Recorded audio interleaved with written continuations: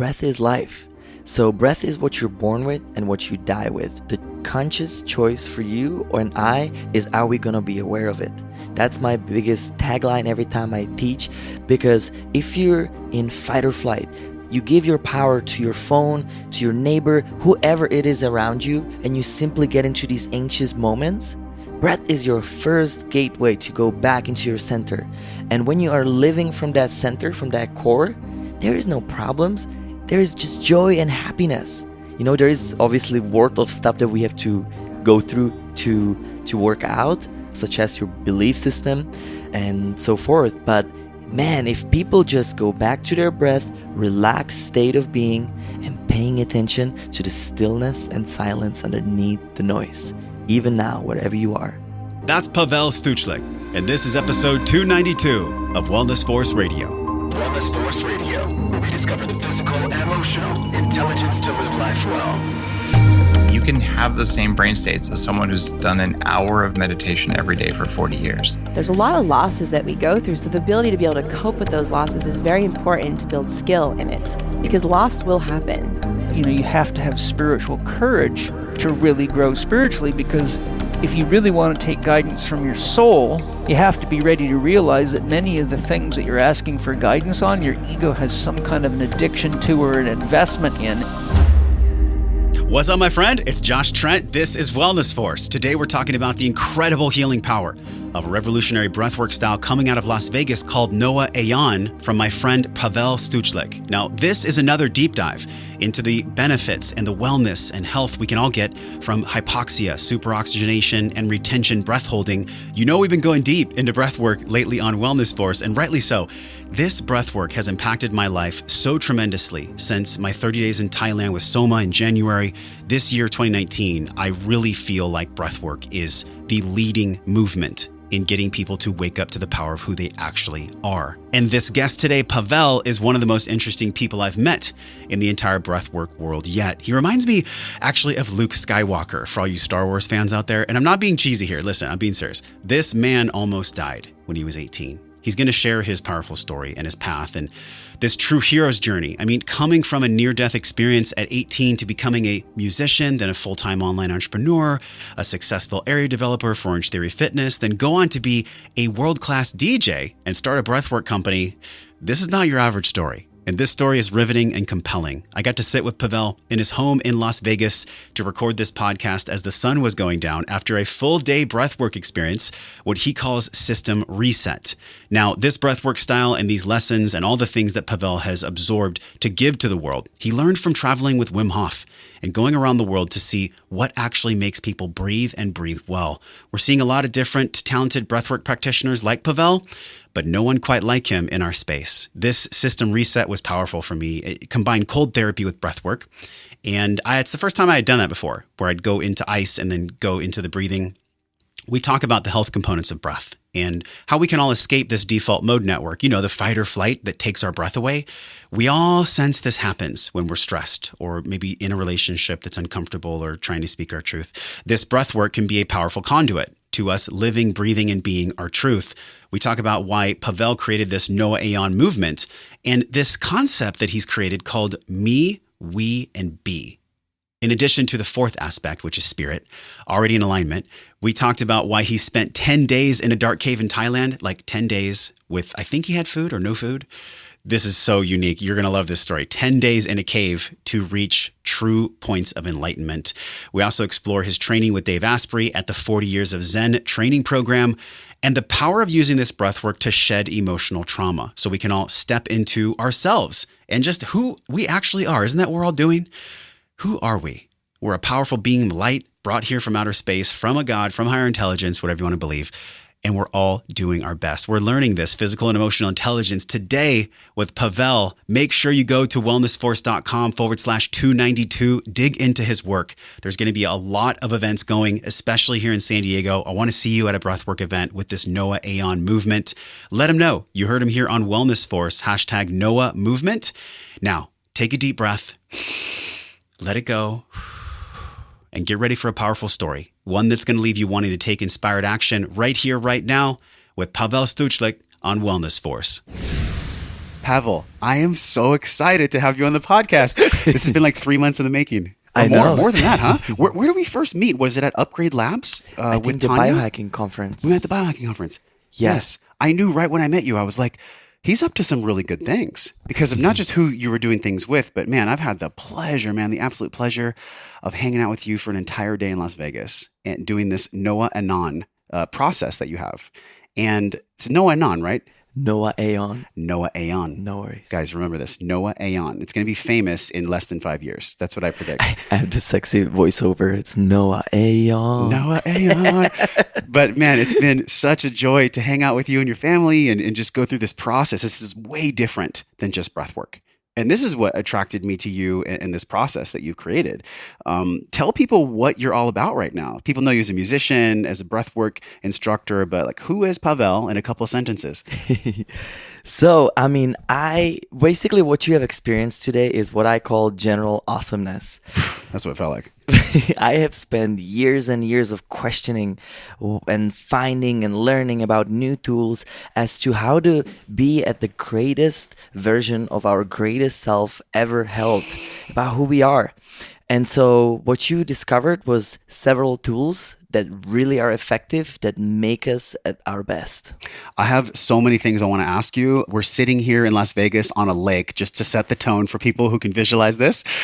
What is the lake that we're sitting next to? What is this place? I think it's Lake Las Vegas. Lake Las Vegas. The sun is going down, and I feel so open this week. Just on a personal note, like before I came to you, I did a very deep ceremony with facilitator. And so by the time I got here to Las Vegas with you, I was really open. And I think just like the universe always plans, everything unfolds in divine timing. And I want to talk about your divine timing before I talk about me. You had divine timing to find breath work. Do you remember the moment when you actually found the power of the breath? Like, what was that for you when you found it? Yeah, it happened to me in Poland with Wim Hof. So I learned about Wim Hof. I learned about the power of healing your autoimmune disease. And I had a chronic strep, chronic fatigue syndrome, and all from the Epstein-Barr virus, which I don't know if you know, but the medical medium is all about that. He's all about with celery juice, right? Yep. Yeah. Well, do they know what causes chronic Epstein-Barr? Did they know when you were 18 when that was happening? That's when it was happening first, but they didn't diagnose it at first. So you have to go through these like very, very extensive testing. And I believe, especially in America, it would be very expensive to do that. So in Europe, I had a sports doctor because at that time I was still a professional cyclist. And that's how I discovered it. But there's no treatment, obviously. They don't know what to do with it. It just activates and deactivates based on the amount of pressure you put on your body. It's crazy to me to know another hero's journey that is so similar to all the major archetypes we see through you. Every healer, everybody that's started a mission that's affecting, I think for you, it'll affect millions of people very quickly. But everyone that I've met that comes from your type of a story, they've gone through a major threshold of health. Do you notice this with people that start movements or people that are actually up to healing others in the world? They got to go through their healing first, man. I agree. And also, don't forget this. There's this higher self that's guiding us, right? We come here with a certain amount of lessons to be learned. And if you start getting slightly off, guess what? Your ass is going to be smashed right back down. And that's why people get car crashes, cancers, whatever it is, to wake the fuck up. That's right. And that's what we're doing. Because, for those of you who are just hearing Pavel's voice for the first time, he is a world-renowned breathwork practitioner. You actually toured with Wim Hof, I believe, or you did some work with him individually, right? Mm-hmm. You create this dynamic day for people, cold therapy, specific breathwork, wireless headsets, blindfolds, taking people through unique journeys. Like, I've done breathwork, never done anything like this. I spent a week in Thailand with Soma, and I thought that was great. And then I showed up to your day, and before I knew it, I had cried 3 times and written 4 pages in a journal. So can you tell people how you formulated this process? Like, how did you figure out the recipe that actually worked for this process? Well, let's maybe start with like my early childhood. So I grew up with shaman. I learned about energies at a very young age, thanks to my mother. From yoga to Kriya yoga to meditation, I was exposed and also interested more than anything in helping my career as well as helping my personal self. Because spirituality is something that I've been always driven to. Because more people see spirituality as this convenience, right? That they go into when they hurt, when they're in pain. The way I see spirituality is that is life and everything else is a convenience because it doesn't matter how you learn. It's about who you are during these lessons and who you become.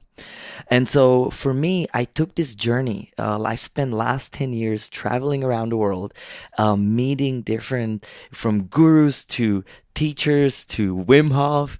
And basically, I kept on learning more and more about different skills and tools to be able to now combine all of that under one series of events, retreats, and workshops. Man, I mean, and the always what we learn the first 7 years of life, 0 through 7. This is what I feel as a 39-year-old man. Like, I'm uncovering all the things that happened for me between 0 and 7.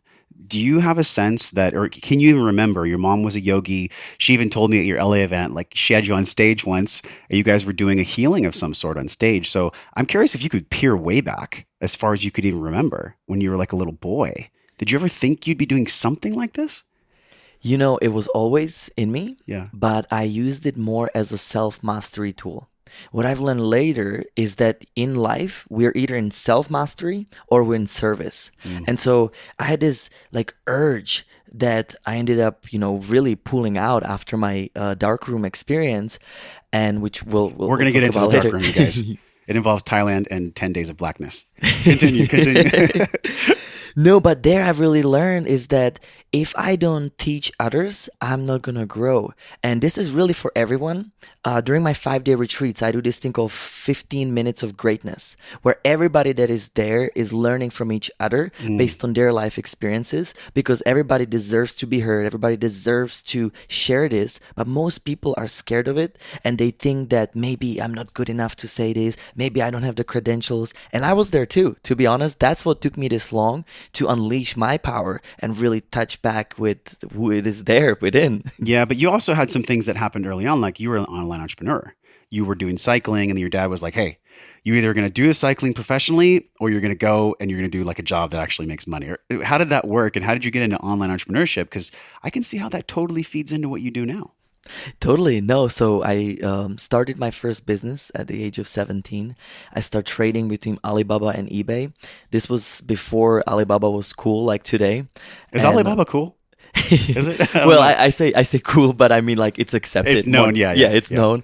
Before it was like, well, what is Alibaba? Sure. And so, now it's one of the largest companies in the world.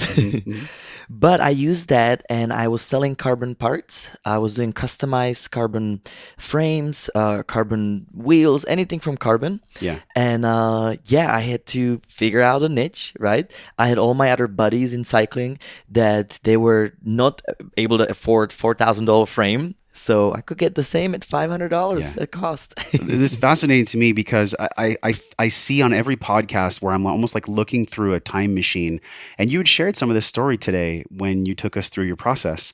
And then there was a moment that I really knew you even more. And it was when you were 18, you said that because of the Epstein-Barr, because of everything you had gone through, that you were like, fuck this, I think I'm just going to kill myself. I was literally that close. I was so depressed. I was sleeping 15, 20 hours a day, no rest. That's what the chronic fatigue does. And I'm sure many, many people experience the same. And what happened during that time, I also, on top, I did not get my visa extended in America. And I was in El Paso, Texas, preparing for a race. And I had my time trial bike in Oregon because the next stage race was there. I had my car in Atlanta because that's where the training was, or in Athens, Georgia. And I literally had to pack up and go, leave all my stuff in there because the visa didn't get accepted. So went back, spent a month in Thailand, and then I ended up getting my professional contract. Why did you go to Thailand for a month? I literally went with the family. We were all just like so sad because they had the same problem. They couldn't come in here. And we were like, okay, what do we have to lose? Let's just go in there, rent an apartment. Yeah. It's so cheap there. It's so cheap. It's funny we're talking about Thailand. I'm wearing my organic t-shirt from Thailand right now. Probably like $2. I think it was like $6. So it's so fascinating, like understanding how breath in the past 3 years has exploded. And I haven't shared this with you yet. I was actually waiting for the podcast to share this with you. I dealt with anxiety for a lot of my life. And when I found breathwork about 4 years ago, it inspired me so much that I got a tattoo on my arm, and it says, Se posso respirare, posso scegliere. And that means in Italian, if I can breathe, I can choose. And that came up today in the session with you because there was this moment where I was like, wow, if we just remember to breathe properly, if we can just get into our diaphragm, open up our heart, get our physiology on our side, that's where all the magic is. Then when we remember to breathe, we can choose love, which is the whole divine force that runs this entire planet. And everything else is kind of a distraction. I'm curious for you if you had a moment like that where, maybe you could even share the tattoo you have on your arm, or it might not have even been through the breath. Maybe it was through the darkness, but everybody has that kind of hero's inflection moment, where it's like separation, initiation, and return. What was your initiation moment? Was it 18 years old or was it later? So I think all of these were like different types of pivotal moments that led me to the next, because I actually had the same issue later on with business. I was actually in frozen yogurt business at first. Then I was doing some real estate. And then this is before I discovered Orange Theory Fitness. And basically during this time, I was like, I'm making people fat and this is not why I'm here. And so I actually went on a journey to learn from Zappos, the cultural training. I did the tribal leadership. I've also did the start with your why. So I made everything I could and then start teaching people how to basically bring purpose into profit. And so I went on the same route that I am now here, but in the business sense. Wow. But later on, I went to the darkroom, which is in Thailand, with Jas Muhin. It's a breatharian or pranic initiation. And truly, that's where I touch myself. It took me about 7 days until I completely broke into tears. And when I say tears, I was just crying and bawling of pure bliss. It was the first time in my life I have truly touched who I am versus who I am not, and what I'm supposed to do and who I'm supposed to be. And all that bullshit just simply left. And then I literally walked out of there and I knew everything exactly that needs to happen. Start selling my companies. I start shifting my life 180. I walked out of there and I started movement with breathwork. I flew in to meet Wim Hof and did a whole year course on that. And I just knew that I need to be here in service and I need to use my energy that's been given to me from early age for the world. Tell me if I'm wrong. I almost feel like if the 18-year-old moment of darkness didn't happen, you would have never spent time in the dark cave. Very possible. Absolutely. Do you think about like how you even found who you even met to get to a cave in Thailand for 10 days, just water, no food, no noise. It's just you and your breath in a dark cave for 10 days. Like, doesn't that, when you were starting it, bring up a hell of a lot of fear? Yes, but so when you think, you don't know. When you know, you don't think. It's a favorite phrase from Pavel Stuchlik, and it really spoke to me. Whenever things come from your core, from your center, from the center of power, you just know there's no thinking involved. And that's exactly that feeling I had. And I was actually, I think I was like 19, 20 years old, and I did the Drumvolo's opening illuminated heart workshop. So I was learning about Merkabas, and it's an extensive work that a lot of people I'm sure know. Yeah. And there they were talking about Jas Muhin, who for the last 20 years has been promoting the breatharianship, the pranic living, and she was the grandmother to bring it into the Western world. And so basically, then I learned about Qigong and Tai Chi, and every culture had a different name for this. But the gateway was always breath. And so that's kind of how everything tied for me, that really, if there's one lesson and no other lesson that you ever have to take, is to be aware of being aware of breathing. It's that simple. Let's say that again, to be aware of being aware of breathing. What do you mean by that? Being aware of being aware? Correct. Like being the observer of how you're breathing. Exactly. So who else? Untethered Soul. In that right. book. Michael Singer. Yeah. Michael Singer. Awesome. He has a good way to describe it as well. It's like that roommate, right? Yep. And so you're basically not the one talking, you're the one listening. But in the breathwork kind, what I've learned in the cave is you want to actually pay attention to what is breathing you versus you breathing it. That switchover didn't mean anything to me until I was on the Mount Snezka in Poland with Wim Hof. And all of a sudden, my breath took over me in the middle of this cold winter storm. And I was like, whoa. And that's the state of flow. That's that gamma, theta, deep, space where it doesn't matter where you are. You're just tapped into that infinite energy. I could literally see you with Wim Hof at the top of a snowy peak being breathed. And I'm visualizing this too, because you must have had some incredible times with Wim Hof and just traveling. Like what's something that really comes up for you when you think about fond memories of your training in breath with Wim Hof or with anyone? Yeah, no. So there was a moment that always comes back to, and that is when we had our final training. We went to Winter Park in Colorado, and we climbed with the whole crew of instructors 2-3 hour hike up, on top of the Winter Park. And when we got all the way to the top, there was this thing called Stream of Pain. It was supposed to be our graduation ceremony or whatever you call it. It's called Stream of Pain. The Stream of Pain. And we're like, okay, we've done the ice for 10 minutes, whatever. What else can it be this painful? So we start with the right hand and we put it in that stream of pain. It's a moving water. It's 28 degrees, right? It goes under the 30. 28 degrees. 28 degrees. And you're at altitude. And you're with no clothes. This is like warrior training. Oh, wait, you're just wearing shorts? Yeah, of course. Right. Sorry. It just went next level, Pavel. I don't even... So we do first hand, right? Then we pull it out. Then we go to the left hand, right? Okay, no big deal. But that right hand never recovered, right? Because there is, you go outside, it's still cold. So then both hands. So we put both of our hands. And at that point, I don't think there was anyone that didn't cry, like hysterically cry of pain. And then we had to put the face on top. So this is time and put face on this stream of pain, while you were just not freezing because we were controlled, but that just broke everyone. Wow. And what the biggest memory of that is when everybody was in this painful state, we all got together, created a circle. We put our hands on the back of our shoulders and literally just kept on, just generating heat off of our bodies. Yeah. And we got to this state where we literally start warming up. And, that was another 2-3 hour hike down, right? So at that point, no clothes, nothing. You're left there crying of pain. And at that point, I realized how powerful the we is, the unification.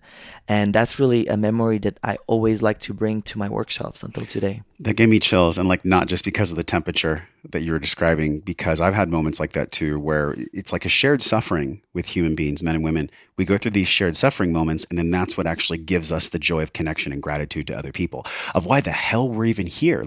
What are we even doing here if it's not to share memories and love and connection with other people? Yet our society is designed, even where you live, right? Everything's a drive away, a click away, an Amazon touch point away. We're in an environment now that we really weren't designed for. How do you see breath work impacting our environment, our living as a humanity? Breath is life. So breath is what you're born with and what you die with. The conscious choice for you or an I is, are we going to be aware of it? That's my biggest tagline every time I teach, because if you're anytime in fight or flight, pain, you give your power to your phone, to your neighbor, whoever it is around you, and you simply get into these anxious moments, breath is your first gateway to go back into your center. And when you are living from that center, from that core, there is no problems. There is just joy and happiness. There is obviously worth of stuff that we have to go through to work out, such as your belief system and so forth. But man, if people just go back to their breath, relaxed state of being, and paying attention to the stillness and silence underneath the noise, even now, wherever you are. It's interesting because people think that the silence is silent, but there's so much going on in the silence. And that's where all the good things really come from, is being silent. One of your core aspects you talked about in class today was being in nature. And I know people hear about this, but are they actually doing it? And sometimes hearing something again for the first or for the 53rd time can actually make someone compelled to do it. How do you integrate nature into your experiences and your trainings? Because doing breath work in a corporate setting, it's healing, it's powerful, but there's something way different about doing breath work in your process in nature. Absolutely. So during my 2-day retreats, the second day, we actually all meet before sunrise. And what I do is I show people my morning daily routine. It's 20 to 30 minutes long, and it literally changes your life. What we do during that time is we're literally watching the sunrise go up. Sun gazing is a very powerful tool, and I literally watch the sun straight eye to eye because of majority of your brain mitochondria are inside of your eyes. And so it's this amazing exercise where you're fully connected. The way I do it is I literally watch the sun, and then you see this beam of light coming back from sun that responds into your heart. Everybody sees this. It's not a woo-wee wow. When you're watching that, then the sun starts spinning. And you literally can see that when you watch it long enough, there's this spinning chakra. And then I use this qigong exercise where they eat the sun basically for energy. I've heard about this. It's power. It's amazing. I think people, or they probably check out. They're like, oh, it's hocus pocus. You're eating energy from the sun. What the fuck are you talking about? But you actually can feel energized from, do you open your mouth and breathe the sun in a certain way? So here's the thing. So many people are in their minds, in their thoughts, and need to label everything, right? Yeah. So number one is you don't need to do nothing. You just gotta be, right? The be, do, have. So your body, the energy around you knows exactly what to do. It's just a matter of allow, relax, let go. So, a lot of people think that I have to do all these things to, do it right, be disciplined, and all that old paradigm of gurus, right? Yeah. That they tell you 5-hour meditations and I've been through Zen master training. One of the weirdest experiences, 4-hour meditations, or monk with a stick walking back and forth. If you start falling asleep, they'll literally hit you on your back. And at that point, I was like, really? This ain't for me. And I don't think this is the right way either. Yeah. For some people, it may work, but the bottom line is it's in the joy, it's in the lightness, it's in the simplicity, because nature is simple. Yeah, so you guide people on how to actually connect with nature through breathing and through other practices too. Can you share a story about somebody having a breakthrough in nature? Because I'm visualizing how many people might go to nature with you for the first time that have never been in nature or done any kind of breath work or journeying in nature at all. And this is why the Native Americans had their vision quests. They would take people out for weeks at a time with no food, no water. Is there someone that you can, you don't have to say their name or anything, but is there a story you could share with us about taking somebody in nature or doing breath work or doing some type of journey with them? So there is somebody that actually freaked out, but not in a bad way, right? But in a good way. So when you do the breath work and you're holding the ground, so I always ask people to put their palms on the earth so they feel it. We literally get dirty because the soil has this beautiful, when you vapor, when you breathe and ingest the soil, it actually builds your immune system. So this is validated scientifically. Yeah, the humus, right? The humus and the vapor coming out of the live soil. Absolutely. But think about it, right? People don't spend time in nature anymore. So that's why also the immune system, again, can be that strong, because that rough and short period of extreme is actually really good for you, but obviously not overly extreme. Yeah. But this person literally passed out, start shaking because of the vibration. And it's so fun. It's always the people that seems to be the closed off at first the most are the ones with Dead Sea spirits that are so open energetically. Yeah. So it was exactly that somebody that just all of a sudden woke up on their head on the ground. It was like, what happened? So did someone catch them or did they hurt themselves? No, they didn't hurt themselves, but they fell straight on the I love that you said people that are most closed off to a modality are probably the ones that need it the most. And where else does that show up in our lives as men and women? The people that say, oh, breath work, that's fine. It's just a bunch of hippies in a circle. I like to play devil's advocate because so many of the people that need the healing that hear it on Wellness Force, they might have that monkey mind pop up and they might say, I'm not even going to try the breath work. Well, at this point, they actually know through all my journeying that it is powerful. But if you had to describe it in a sentence or two, like what is breath work to people that are analytical, to people that want to know the science behind it? Absolutely. So obviously there's so much science. You can research. That's one of the main reasons why I landed with Wim Hof, because out of all the breath works that I have seen, there's just most simplest, method that is proven that works. And so, people can go deep into the scientific part, but let's just go into everyday life, right? Let's say that you go in a car and you're driving and then you get into this car raging, or what do you guys? Oh, like when somebody cuts you off on the freeway. Yeah, somebody cuts you on, you're like, go, and you're like, and then your little angry mind is like, I wish they would actually crash. yeah. Whatever. You guys know, you've all thought that, right? Whatever that voice is. If you're not breathing. So what happens in that time is whatever happens when you go through ice exposure or hot exposure, anything extreme, whatever you go into a fight with somebody, or just simple anger in a car, right? So the number one tool is go back to your breath, relax the state, because what's happening is you're activating fight or flight. You know, when you're in a beta thinking mind, which most people are, with the amount of, phones and computers and talking we're doing all day, we're basically in this state, which creates a lot of stress hormones and cortisol, right? And so the number one gateway out of it is breath. And it starts with a simple, long, deep breathing. What I always like to say is you inhale into your nose, and then you exhale like an ocean out of your mouth. But as you're exhaling, you feel that ocean, that pulsation around your whole body.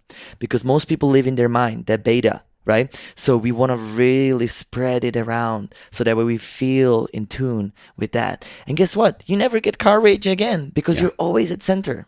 And this is an imperfectly perfect process, because it's not like someone will do one course and all of a sudden they're a breath master.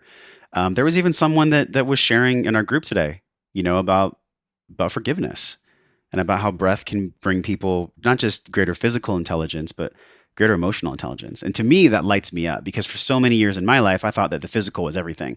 I was a trainer here in Vegas, actually. It's funny, we're come full circle, man, doing a podcast with you in Vegas. I trained in North Vegas here.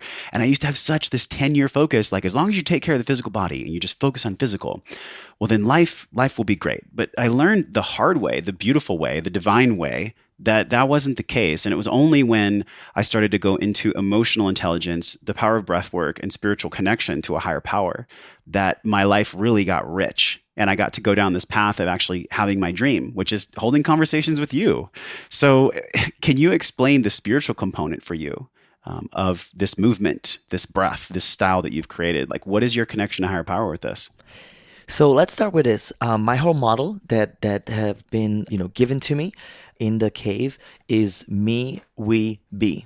So what that means, the me, it's not that egoic self, blah, blah, blah. It's just a simple acknowledge, right? For you, meaning your physical body, your mental body, and your emotional body.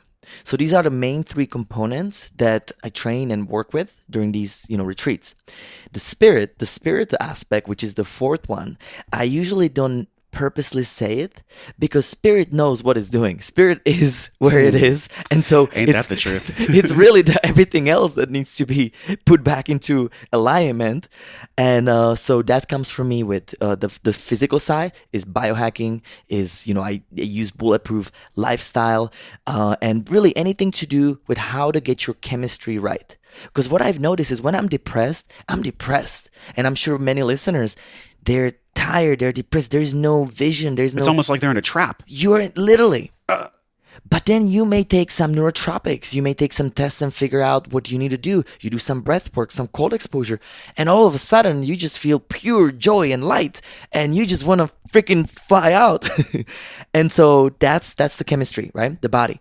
Then you have the mind, and mind is 95% automatic. So most of our thoughts just keep on coming back. I see it as a patterns. You have these patterns, you have a big pattern of your life, then you have a smaller patterns with different relationships, different situations, and it keeps on coming back until you surrender and move on. Because most people, when things get hard, they run away. What do you mean surrender? Surrender to what? Surrender to whatever these situations are. So let's say that you keep on fighting with your spouse about the same thing, but in different form. It all of a sudden comes back, and then fuck you, right? You go into a fight. Well, guess what? Now it's going to come back again because you haven't released that emotional, object or lesson that's in there, right? So I have spent years of doing practices from people like Byron Katie, where you do the work, or Paul Selig, where you work through the word. I am the word is a very powerful thing where I literally would be writing down, I am worth through my wife. I am worth through not being enough. And I would literally spend anything that caused me emotional pain, that came from my mind, I would write it down and felt the heartfelt release. So that's the mental body. Mental body also needs to be fueled the same way as a physical body. The way we fuel our mental body is through a good new podcast or something that just stimulates you, but does not go on autopilot, such as TV. You see what I'm saying? The difference? I want to pause right there. That was so big, man. Stimulates you, but not on like social media scrolling feed mentality. That's not really stimulation. That's almost more like titillation. It's a second degree satisfaction for the hunger that we all crave, which is human connection.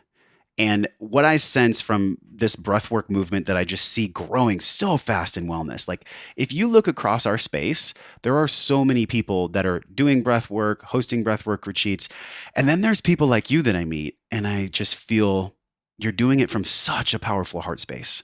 Like you're really doing it. And it's been such a privilege to be here this weekend because I got to see it in person. This is what I do on Wellness Force. I do the N=1, just like Dave Asprey does, or just like any of us do, where we go and put ourselves into the fire. Today, I cried 4 times. And like, I'm a masculine man, right? But I cried. And it's because no matter how much work I've done, the healing always continues. And I'm curious for you, man, like leading this movement, what are you in the process of letting go of? Like, what are you in the process of healing as you lead others to their healing? No, absolutely. So I've actually been going through some of the hardest times of my life in the last 6 to 12 months. When I decided to do this, I switched my life 180 degrees. So what actually happened was my company started losing money. I went through this like such a big change where, I had all these businesses that I created because I thought that I gotta, own all these markets and regions and for freaking what. And so we've been going through almost bankruptcy in the last, 6 to 12 months. And the amount of pain that it's caused, it's been enormous. And I will soon be coming out with a whole story on just what happened and how. But let me tell you something. I went, because of it, I did like 80 workshops in just last year. And I went from place to place, be in service. I didn't choose to do this. This was literally like a changeover for me. Yeah. And we struggled with relationship, with kids, with everything that has ever been put in my life and stable has gotten shaken up. And when you decide to really go deep into this service and into this new upgraded self, everything will be shaken up. The way Pavel Stuchlik talks about it is all the old that doesn't serve you has to go. Right? And so that way you can invite and bring the new in. Also, everything that's in lie, not meaning in a conventional lie, but talking about eternal lie of your life where you're not in your personal truth, that goes too. So literally, I'm just coming out of this crazy, crazy hard year where, half of the workshops I was crying myself, talking to myself as I was teaching. Oh, dude, thank you for the realness because God, like this is what nobody ever wants to talk about is creating big movements, having a big dream. You're going to go through bigger thresholds than you ever even thought were possible to go through. And there's a term in emotional intelligence called the dark night of the soul. And I think Carl Jung talked about it a lot. And you went in the dark cave. And I want to go back to the dark cave because I think it relates to the rest of our conversation. When you were on day 7, you said you had the breakthrough and it was a oneness feeling. It was a feeling of gratitude and there were some other things. But once you had that feeling, what did you actually do for the next 3 days? You had the spark. Why not just leave right then?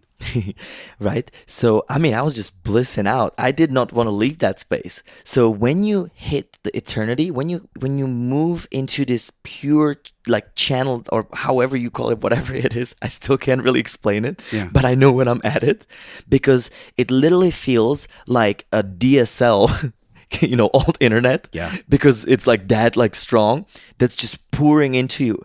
And so you're in this like amazing place, almost like on drugs.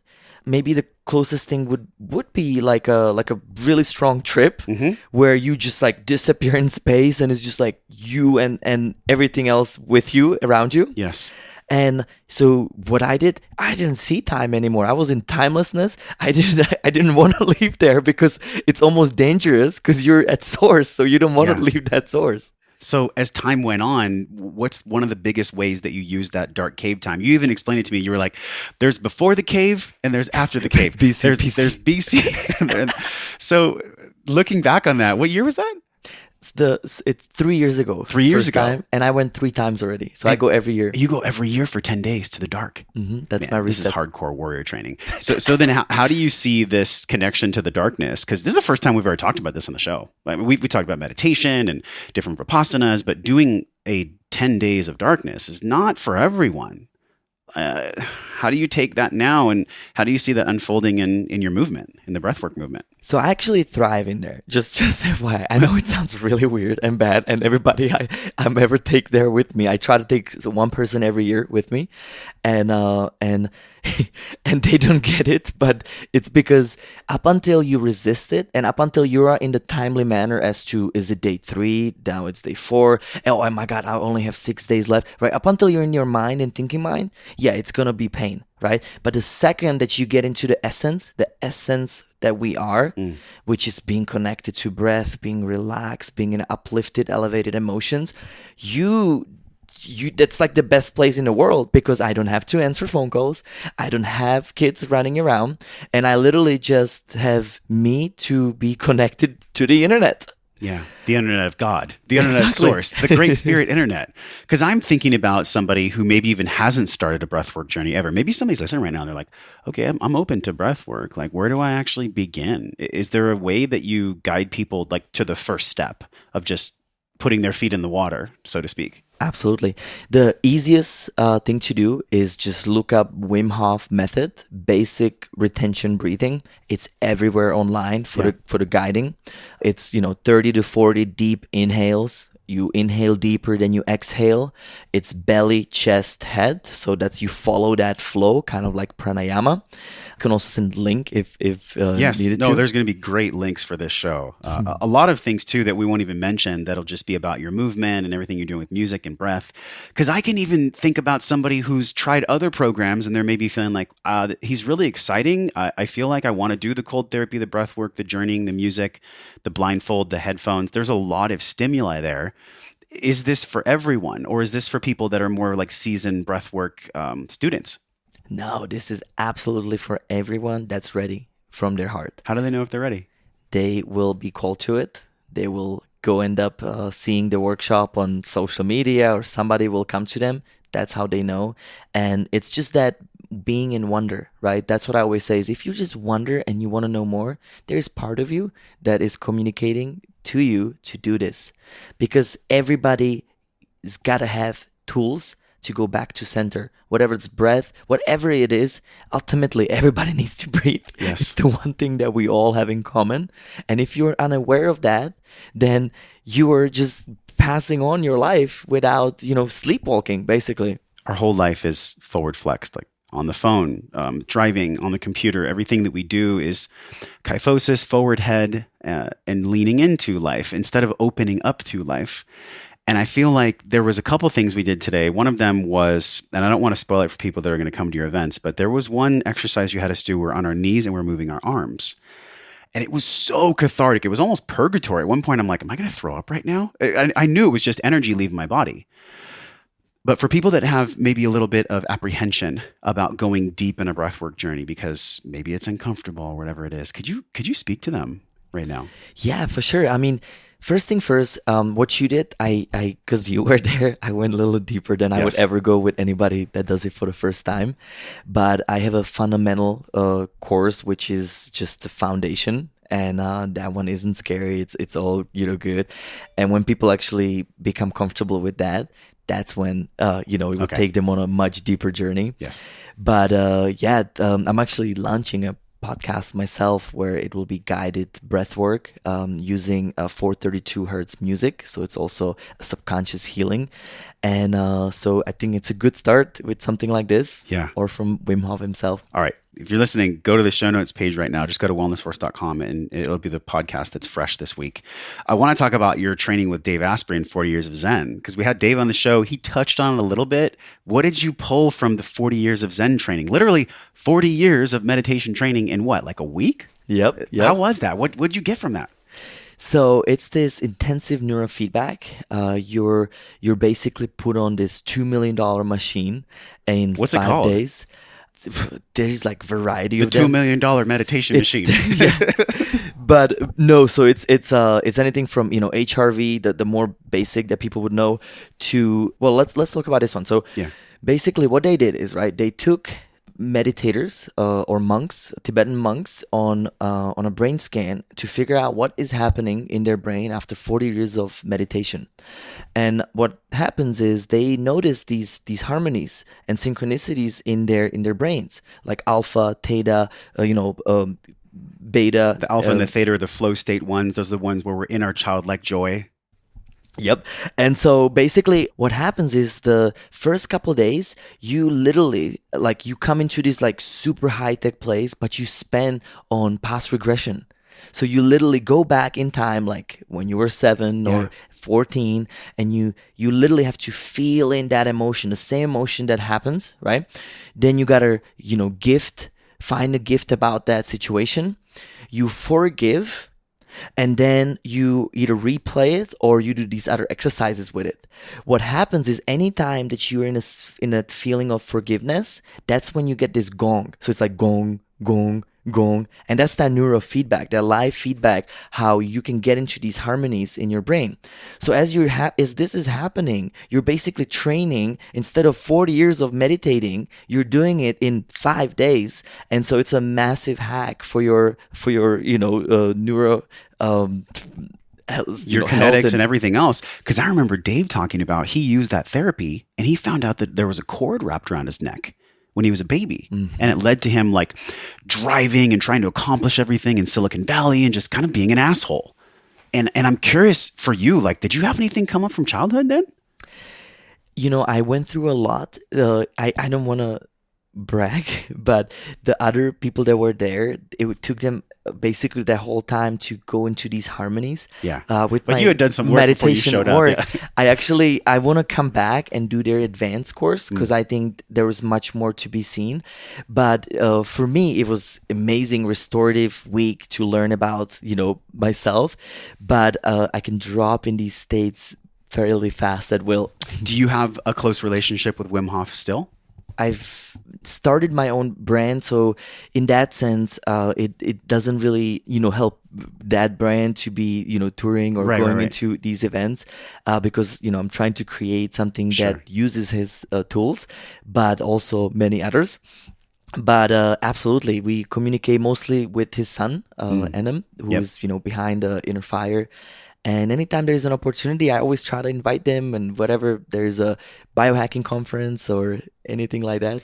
I find that in the plant medicine industry, as you know, Wellness Force partnered with Rhythmia Life Advancement Center. They do breathwork and they do plant medicine. And I'm always bringing tools to people's awareness that I myself believe in because I've either gone through them myself or I have people that I've trusted that have gone through it. And I'm curious how you see breathwork in partnerships. Do you think that, because look, I'm not gonna lie here, we're in a capitalistic world. Like, we get to take care of our communities, and where is that line of cooperation compared to competition when it comes to breathwork? How do you feel about that? How do you see yourself navigating the waters? Is it just focusing on you and focusing on your movement? Or is it in some way partnering with other people that are doing things like that? So I'm always open to any of these kinds, and I have done it so many times. Mostly I've been bringing on, anything from yoga teachers, sound healers, other producers that are in that, field. So I really see it as a big tool for anything, right? Because so I used to have and own this yoga fitness meditation center in Atlanta. And what I did there, that's where I started my movement. I had weekly classes, monthly workshops. And what I've noticed, I start teaching all of my yoga teachers to do just a very small sample before the actual class starts. Instead of the regular, setting intention, you would do it right before that to get you in this enhanced state. And also others would do it before Shavasana, right? Before the final. And guess what? People are blown away because, think about Vinyasa. Everything is coaching breath to movement, right? So imagine that you actually practice that before and after, or you've done like 4 or 5 different techniques today. Sure. So there's many different forms that it actually links with fitness, yoga, meditation. I don't meditate until after breathwork anymore because it's such a powerful tool to drop me back in to my center. I love that you said that because that's our guide on Wellness Force. We have an M21 guide. Everyone can go to wellnessforce.com/M21. We do it like you say it. We do the breath work, then we do the meditation because it's through the breath that I kind of clear out all the crap and the monkey mind shit that isn't serving me. And so I even tell people, like, if you're having a hard time meditating, do some breath work first. And that'll get you way more prepared. And that'll shut down the monkey mind, because the scientific fact that I've read and that I've studied, and I would love your take on this from a science perspective, is when we do this breathing, it activates the vagal nerve. That's what downregulates our stress hormones. That's what gets us into our bodies and out of our heads. But it's through actually pushing on the vagal nerve in the enteric nervous system, all the way that runs back into our spine. That's what shuts off the fear response in the brain. How have you researched this? How do you describe this in your trainings about shutting off the monkey mind? Is it just vagal toning, or is it something else? Well, so let's just use a real quick tool, real quick practice. So if you have a really busy mind, let's say you're a little anxious, all I always tell people, which is a simple tool that drops you right back in, is you just inhale, exhale 10 to 15 times very deep. So it's like that deep breathing in and out of your mouth or nose and mouth. Never driving, never standing, never in water. Very important because you can pass out. Yeah. So you would do 10 to 15 deep inhales. On the last one, you inhale, hold your breath, and squeeze. You're going to squeeze your lower abdomen, your bathroom muscle, and your upper abdomen, pushing it into your head.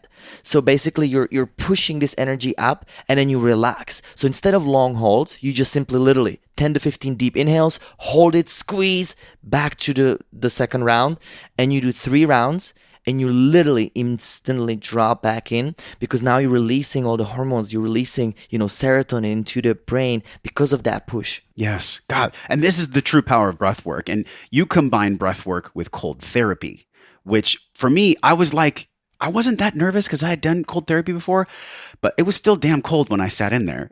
I'm curious from a science perspective, when you combine the breath and the cold, are we really just showing up as warriors for life? Like, is this like wellness warrior training that we're using cold therapy and breath work so that when it's not there and life gives us a different type of stressor, that we can respond to the demands of that stressor like we did in breath, like we did in cold? What is so specific about the cold?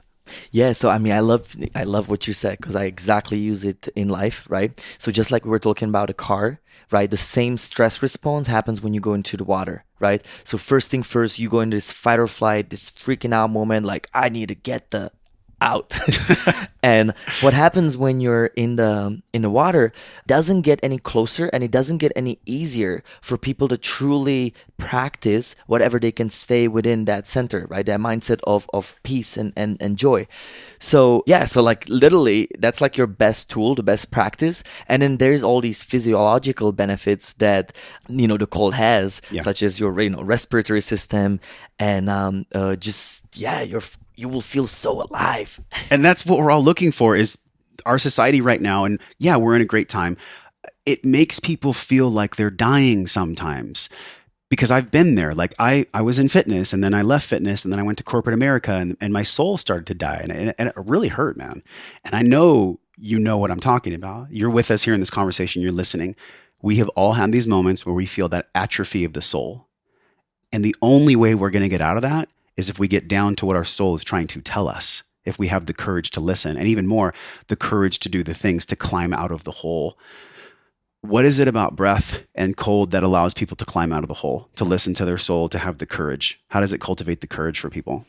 Well, let's talk about this first. So a lot of that is, again, buildup of thoughts, right? It's thoughts and it's ideology that you have about where you are in the current situation, right? So many people obviously are in corporate of America, and so many people will continue to be, right? But the key is not to exit, right? Because the minute it gets hard, people usually go. right? So there's this 7 stages of love that I'll share with you real quick. So stage 1 is that initial love, passion, and butterflies, right? That could go for new relationship, new, let's say golf club, right? Membership, or whatever, right? You get the point. Yeah. Second stage is commitment. So now you're committed. You're my girlfriend, boyfriend, husband, wife, and you just sign up for the membership, right? Third stage is broken grounds. So that's when you start seeing things that you didn't see in that butterfly phase, meaning, she's doing things just like her father, or that golf club membership does not have restrooms, really? So, you start seeing things that you didn't see, right? Fourth stage is ordeal. It's that long up and down, where like, should I stay or should I go? Literally. Right? So during that phase, you're like, it's her fault, his fault. This club sucks, man. What about the grass is always greener on the other side, right? So, that's that Absolutely. mind. So the fifth stage is collapse. That's when you either make it or you break it. So during that time, you either exit the relationship, exit the, membership, or you surrender. So now we're getting a little spiritual. Now we're getting a little deeper. Now it's no longer about this me, but it becomes about we, right? So you surrender, because ultimately, I showed you the mantra today. It is what it is. So what? You got to do the cha-cha-cha. Can we do this again for people? It is what it is. So what? So again, it doesn't mean that you don't give a fuck about the situation. It means that you surrender, letting go, and relax. That's the lesson in everything in life, is to surrender, number 1. When you surrender, you move into the 7th stage, which is true love. And true love is where you are taking responsibility for who and what you are. You're taking that best of me into the we, the collective, and you're no longer judging, look at these guys, they're less spiritual, I'm no longer hanging out with them. Or it's therefore, there's no more of that. You just accept that, surrender that, and can experience the real higher levels of lessons. And you either repeat the cycle at that point, right? When you reach it, or you just continue going with it, going deeper. This is so powerful, because I'm visualizing these 7 steps, and it's like, of course, the universe, higher intelligence designed 5 big steps before the surrender one, and then only after surrender comes the embodiment of true love. That is so huge for all of us, and that's a universal lesson that we're all learning on a daily basis. That link will be in the show notes. And I think you had shared with me someone that you got this from. Who is the creator of these steps? So it's a Dolphine Kidney. We may have to get it. We'll research it. We'll stick it in there, yeah. But the actual book is called Future of Love. Future of Love. And I was so inspired by this that my first musical album was called Transcendence. And I literally had 7 songs, 7 singles, and each single was representing each of these. And I created a visual experience for people to emotionally connect to it. So in my shows, I literally had that on a screen, and it was a very powerful, transcendent, evening. I saw on Instagram, you had an entire pier filled with people. I think you rented the Santa Monica Pier, or you rented an entire pier to do a musical experience. Was there breathwork with that too? Absolutely. So man, how did you do that? You can't just snap your fingers and rent the pier in LA. So it was a collaborative effort, but basically I was releasing a single with Hart Sawyer, a beautiful singer from LA. You may even know her. But we were releasing a song called Sunshine, which was, by the way, a female empowerment and sisterhood. So the whole song was for her and her sister. And we wanted to do some really cool lounge. And so I've been already known that all of my parties, or most of them, are experimental, immersive, and we either do yoga, fitness, dance, and obviously breathwork. So yeah, I brought a couple different partners on it, and we had an amazing time. What's coming up like that in the rest of 2019? Are you doing something like that again in Southern California? Absolutely. Is this like a secret? You can't talk about it yet, or no? It's the process of planning. I just partnered up with Anne-Marie Martinez, who's been conscious branding expert, and so we're gonna have a series of immersive experiences. It's also one of the reasons why I'm here in Vegas. So I'm gonna be anchoring that here to literally have people a brand new experience of party. What I call it is we're taking aesthetic dance or moving meditation into a main stage. And that's really my vision behind NOA AON musical piece of the brand, is that we can realize this greatness, this power within, with social group, without the needs of alcohol and all the things that poison us. What does that mean, NOA AON? NOA means movement. AON is all or none, and it's a symbolic sign for duality. So you have that NOA, you have that AON, and I've been living in these two extremes, and a lot of people are either yes or no, right? Yes. So the whole point, the whole goal is to be in harmony. Wow. That's okay. Hey, you guys, we have this beautiful lady who just joined us. What's your name? Bella. Bella is probably the cutest 5-year-old in the entire city of Las Vegas. So me and your dad are recording a podcast. Can we keep going and we hang out with you in a bit? Cool. You guys know how it is when you're a parent, right? Sometimes kids come into the podcast. All right, we're going to hang out with this beautiful lady and her father at the same time. So there's a few more questions. And this luscious lifestyle that you talk about, there's 7 components of it. One of the coolest things that I heard you talk about was doing divine prayer or divine communion. This is really interesting. I'll list them real quick. Meditation, prayer or divine commune, light diet, treat your body as a temple, selfless service, silence and nature, and then singing and listening to sacred music. This, my friend, embodies all the lessons that old-time shamans thousands of years ago would talk about when people were going through sickness. And I learned this from Paul Chek. And a lot of this luscious lifestyle components that you described for your students, they're a mirror of what Paul Chek and these shamans talk about. And there's 4 things when people are sick that the shaman would ask. When did you stop singing? When did you stop dancing? When did you stop connecting with other people around a fireplace and being in community? And then when did you stop being so fascinated and in love with the mystery of life? You know, when did you stop doing these things? Because those things, among others, is what takes you down a path of being not well, of being sick. So why in this luscious lifestyle did you put in prayer or divine commune? Does it have to be prayer to a deity, or who are you actually praying to? No, so first thing first, obviously a lot of these cultures have been going through years and years of religion, right? So this is not the traditional prayer where you have to pray through guru, Jesus, or whatever your religion is, because if that means for you and it works for you, that's absolutely right. Yeah. But what prayer commune is, you're talking to these unified realms as if they were your best friend. What that means is basically I communicate with spirits and energies all the time. And I think most of us do. For me, it starts with every morning I look at the sun and I give thanks. I give love through my heart and I receive love through my top of my head. That's like that natural cycle that I always start with. Then I connect with the waters of the world, connect with the sky, the old shamanic traditional ways of north, east, west, south.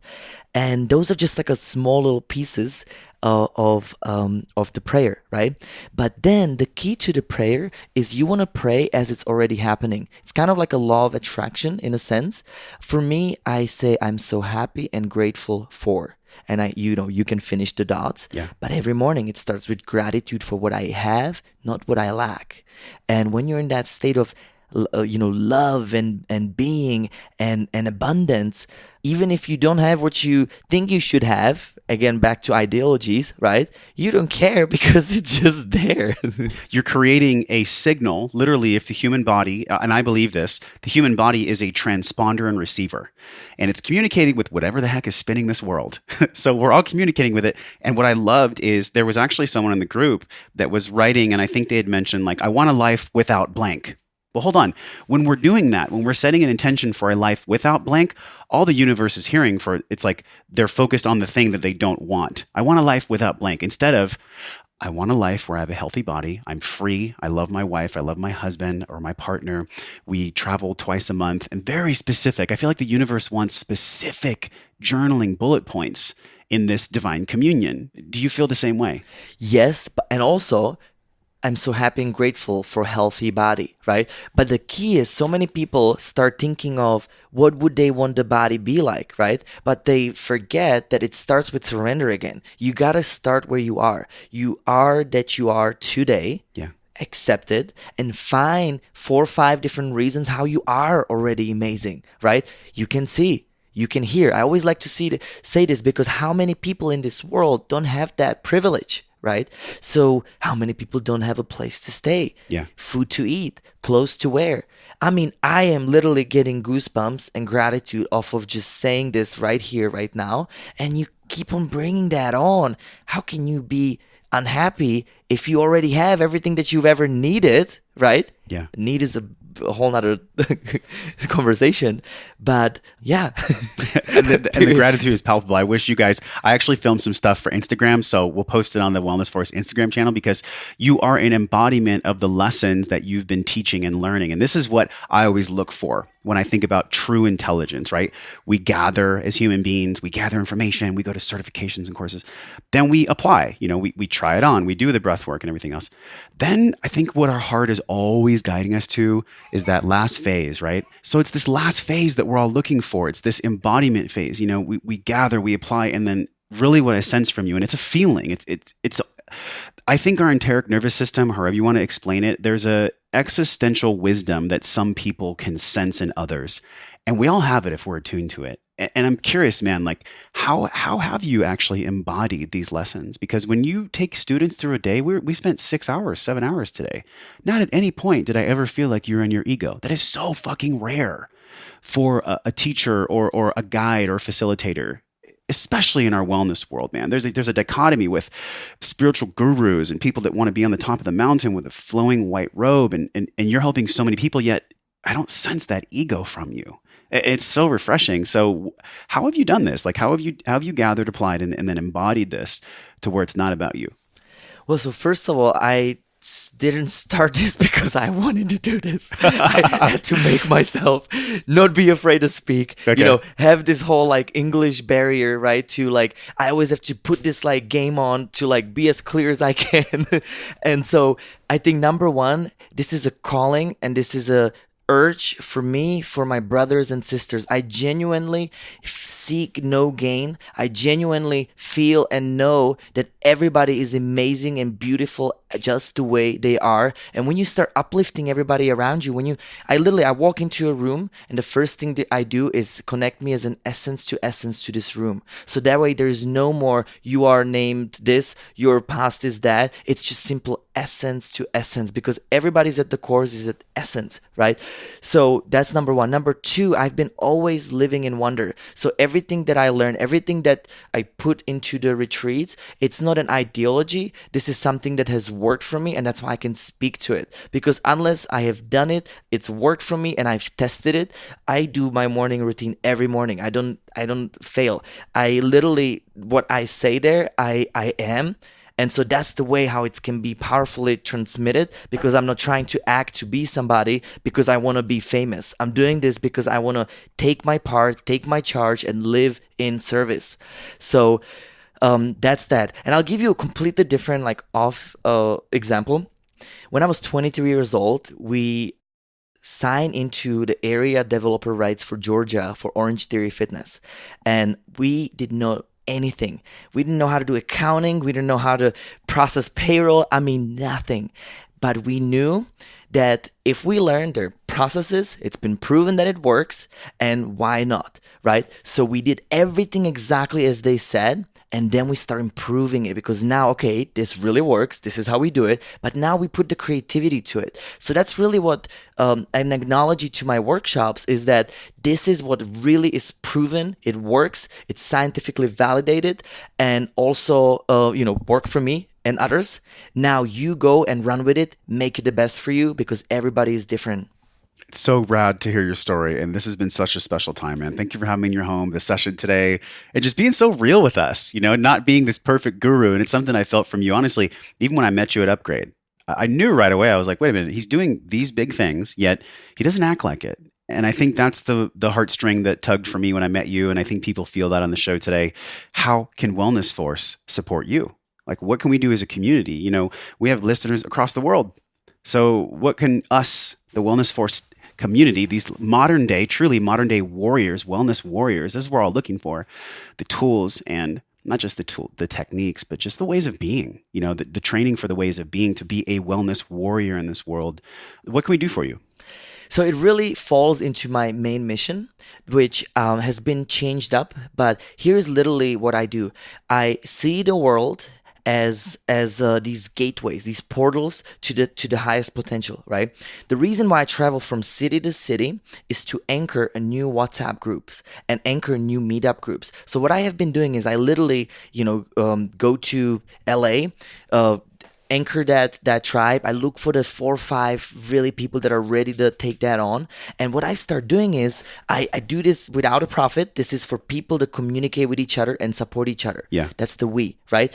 Others took it way even further. Like Boulder Tribe. Oh my God, they have a Saturday, then like Wednesday meetup in 2 different places. They do picnics. They go on a journeys together. And all of these are people from these retreats, these workshops that end up being the best friends.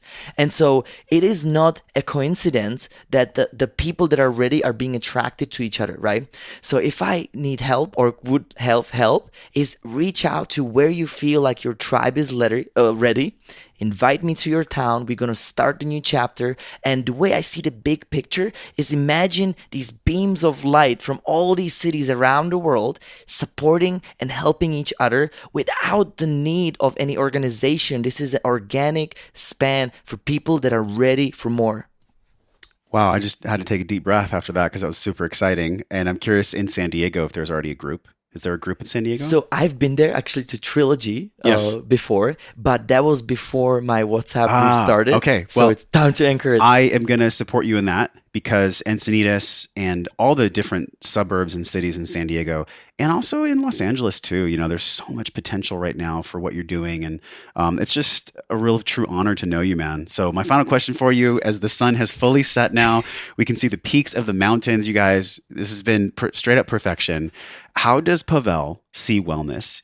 18 years old, you'll almost take your life, going through chronic Epstein-Barr, being a businessman, going through these thresholds, then founding this company, this movement to get people in their bodies, out of their heads. How do you see wellness as a definition? Like, what's your definition of wellness? I think wellness is a lifestyle. It's something that we, not even as a lifestyle, I think it goes beyond lifestyle, because lifestyle is like the result of the correct habits. But I think it's an important habits to create, important patterns to have in your life that will ultimately fuel you. We discussed it today, right? You're as a computer hardware. You have a software, which is your mind. So your body is the hardware, mind is the software, right? It comes with a certain amount of apps from the Apple Store, yes, or from the mother's womb, yes, right? And these apps are your lessons, the relationships that you meet. But anytime an app doesn't serve you, you just simply hold the app, exit out of it, delete, right?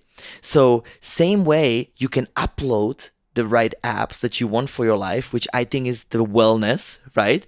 And in order for you to upload and download, you gotta be connected to the internet, which is the stillness, silence, spending time in the keynote of peace and joy. Pavel, thanks, man. It's been a pleasure. Thank and you where so can people much. find you? Where can they reach out and sign up for everything that's going on with this movement besides our show notes page? Where can they find you, man? So my tag is at NOA, NOA, AON, NOA AON official, and that goes for like the traditional social media, and then noaaon.com is for website. And message me wherever you are, and we'll get the party started. And also, we're going to talk about you so much more in the Wellness Force group, man. wellnessforce.com/group. Thanks for coming on the show, brother. I really appreciate what you do in our wellness world. And I'm looking forward to the future, too. I see this as something very special, and I haven't seen something quite like this in a long time, especially when we look at breath. So thanks for coming on, dude. Thank you. Thank you for being here. Hey, thanks for listening to the show, my friend. Everything you learned on this podcast starts with your morning practices. So from over 300 world-class guests, we pulled together 6 simple yet powerful morning practices down into a 21-minute system guaranteed to increase your vibration and the way that you feel every day. Get this free, powerful guide over at wellnessforce.com/M21. And if you love this show, share it with somebody. Share it with somebody that you love or that you care about. You can support the show easily by leaving us a 5-star review on iTunes. Just go to wellnessforce.com/review, or if you're on your phone, just tap it, hit the link in purple that says review this podcast. And the journey does not stop here. We're continuing this discovering process in our private Facebook group over at wellnessforce.com/group. You can be a part of it. You already are. All you have to do is join us at wellnessforce.com/group, and I will welcome you at the door. Now go out into your life and live your life well. And until I see you again real soon, I'm wishing you love and wellness.